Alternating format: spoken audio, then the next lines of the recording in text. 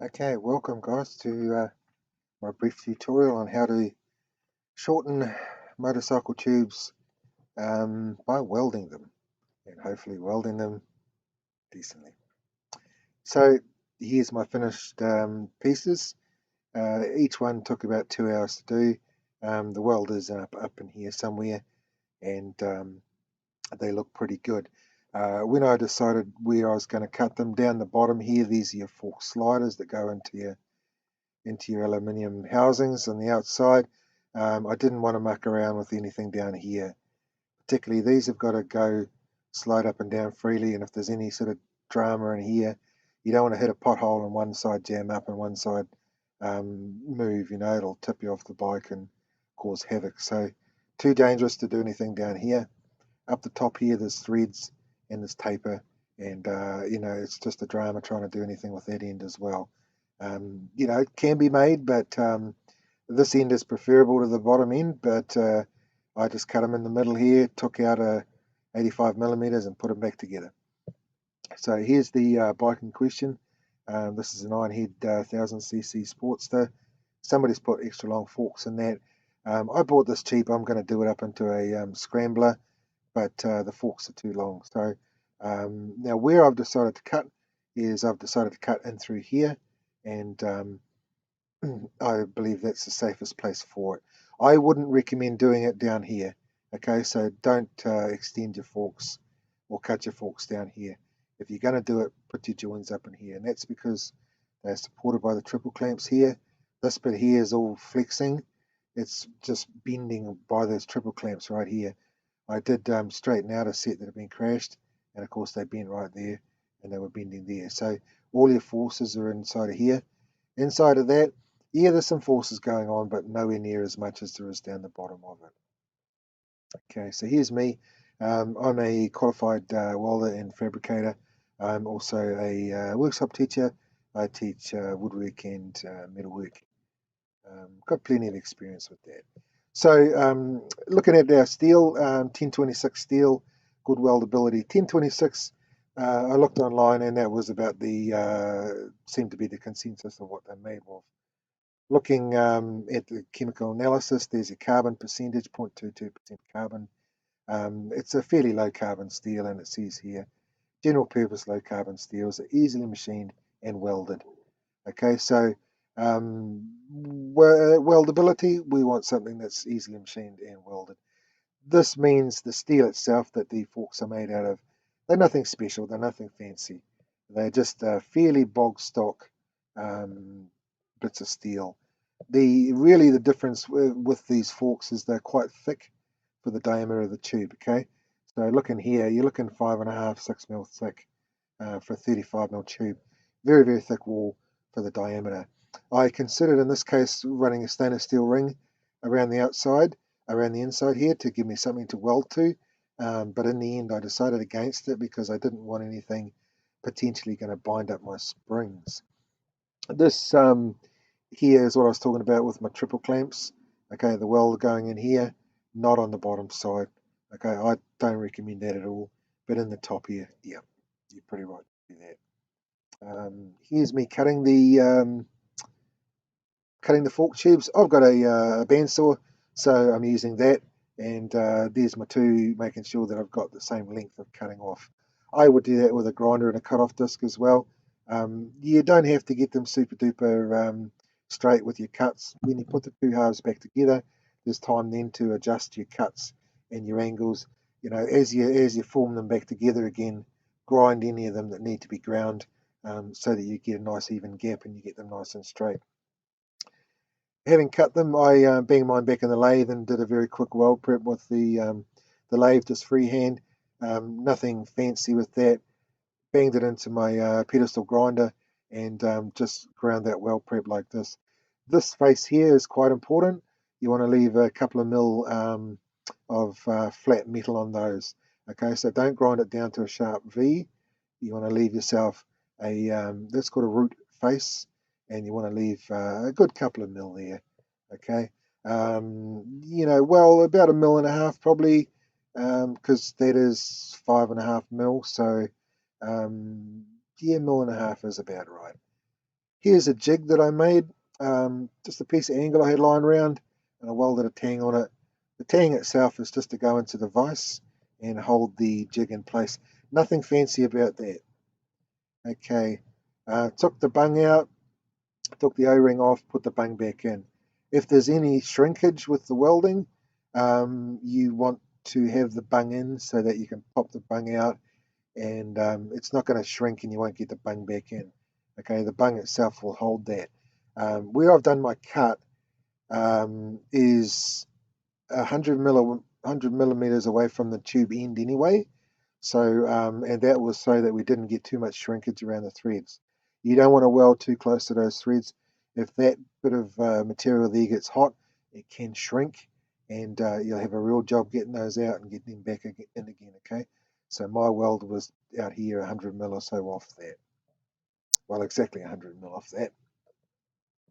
I've set that up in my jig, being held in there with the clamp. Just two G-clamps, block of wood.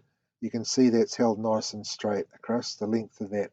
Could have used a bit heavier angle. That angle was a little bit light for what I would have liked, but that's all I had available just lying around. Now there's the gap also. So there's your root face in there, and probably a 2 mil gap there. Quite a decent sort of a gap. You can see those faces I ground up. There's nothing fancy about those. Okay, so there's just a different shot of that and the gap. Like I say, maybe 2 mil gap there. It will close up a little as you're welding, and you actually want to penetrate all the way into there if you can, without blowing holes in it. If you blow holes in this and you're getting big grapes and dags hanging inside of that tube, what you really want to do is cut it off again and redo your preps and put them back together a little bit closer.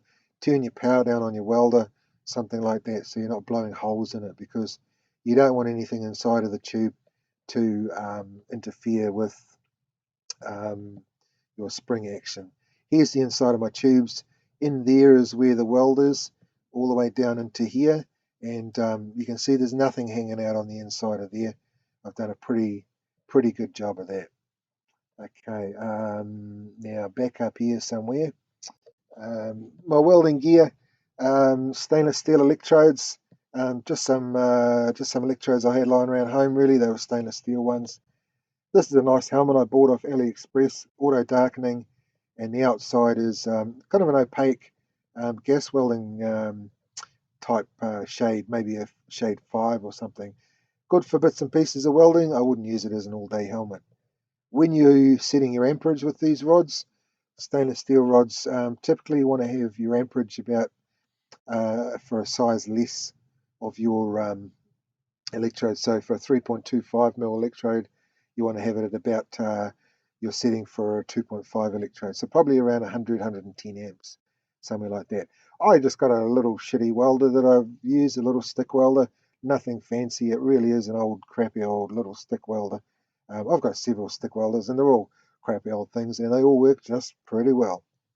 Okay, starting the weld itself, you just do about a 1 inch long weld, or even 20 mil, something like that. Start at the top, of course. Just do one weld. Now this is the important part. Let it cool down. Okay, give it a good 10 minutes before you remove the clamps. Then you flip it over so the weld is at the bottom, and you do number 2. Then let that cool. Okay, come back for number 3. Let that cool. Come back for number 4. Let that cool. Then you're going to do number 5, number 6, number 7, number 8 to join all those welds up, and let those all cool as you do them. This does take a bit of time, but trust me, at this stage, you need to just spend the time to let that cool. If this bends at this stage, really your only option is to cut it off and redo it again. Okay, here's my root run has been done, and I've cleaned it out with a grinder. The better and nicer you can clean that out, the smoother it'll be. It'll help you with your capping run, just to flow the material in nicely. When you come with your capping run, hold your electrode over here, you swing it over this side, hold it there just for a micro pause, they call it, and then you swing it back over there, micro pause. As I'm doing this, I'm turning it also with my left hand, welding with my right hand. So I'm always welding at the top, gently turning it. You'll see my earth is actually attached to the fork tube itself. Micro pause, swing, micro pause, swing, micro pause, swing. There's plenty of material going to fill that up. You want to stop here and build up slightly so you don't get your weld undercutting too much at the edges. A little bit hard undercut, always a little bit tricky, but that will help limit undercut. So my capping run, you want to do that all in one hit. Okay, so just start and this was about 3 or 4 rods to do this, so there was no problem moving the clamp around as I went. I just weld, weld, weld, weld, turn it, weld, weld, turn it, weld, weld, turn it, weld, weld, get the whole thing nice and hot, because at this stage you can assume it's straight, and the getting the whole thing nice and hot kind of balances out the pulling effects of it. So it's not gonna, because it's already got a root run that's holding it straight, it's not really going to pull a lot, particularly if you can just do the whole thing in one kind of hot hit. So what I'm saying, don't just weld one side and then let that cool, it'll pull. Okay, and then you weld the other side, hope it'll pull straight. Just do the whole thing in one hot hit. I've got a lathe, so I popped it in the lathe just to check if it was straight. Like I say, if you get it wrong at this stage, just chop it off, redo your preps, redo it again. Okay, there's no hardening going on with that. Okay, your steel is not getting hardened or wrecked or anything like that. Okay, back on my jig, I've just used my grinder and grindy, got the bulk of the material off. There was a little fill up here, I think, so I just dug it out slightly with the grinder and filled it out, run over it again, and then just ground it flush again. If you don't have a lathe, then you're going to keep working with it in your jig, so you can turn it with your left hand, grind it with your right hand. Just keep spinning it slowly and grinding, and you'll get there. You'll get a pretty decent job of it. I've got a lathe, so I put mine in the lathe. I use carbide tips. You can see here where I've just starting to cut into the chrome. The weld is in through here, and then just on the chrome on the other side as well. So that's how straight this is. Just taking a shaving of the chrome there and a shaving of the chrome there, and just machining that weld down, getting it nice and round and all the rest of it. But that's how straight this method is. It's pretty blinking good. Okay, not entirely perfect, but it's very, very good.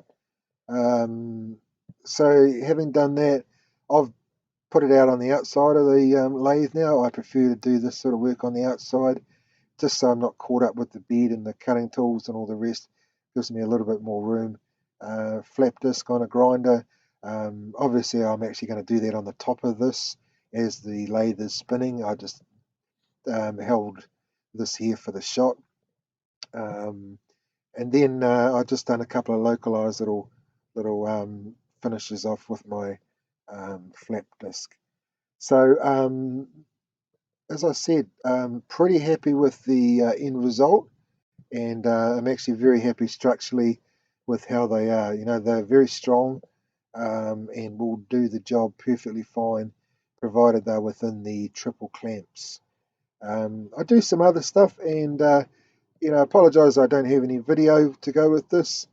These are little go-karts we make. I've got some plans for that on my YouTube page. They do 55 k's an hour. Got a 200cc engine on them, 6.5 horsepower. I put these slidey rear tyres on them and knobbly tyres to steer. All the dimensions and stuff are there for those.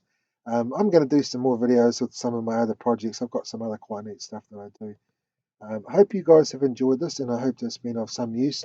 I really enjoy watching other people's YouTube videos, so I couldn't find any YouTube videos on how to weld and shorten fork tubes, so did it myself and decided to make a video for sharing with everybody else. So a little bit of return service. Thank you all very much.